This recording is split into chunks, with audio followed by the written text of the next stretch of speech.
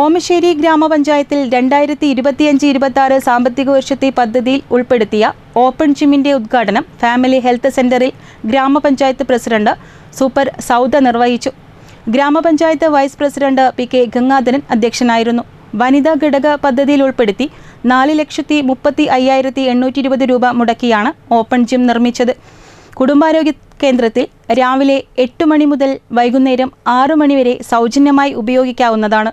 ചടങ്ങിൽ ഗ്രാമപഞ്ചായത്ത് സ്ഥിരം സമിതി അധ്യക്ഷരായ Mini Dasan, Munavar Sadath, Shahina Rahmath, block panchayat member PV Sadiq, ഗ്രാമപഞ്ചായത്ത് മെമ്പർമാരായ KK രാധാകൃഷ്ണൻ, ഷഹന ഷെറിൻ, സലാം മുശാരിക്കണ്ടി, ഓമശ്ശേരി ഗ്രാമപഞ്ചായത്ത് medical officer doctor P Ramya, LHI Shakeela, JHI Jasla, HMC അംഗം UK ഹുസൈൻ, BC അരവിന്ദ്, ഫാത്തിമ അബു തുടങ്ങിയവർ സംസാരിച്ചു.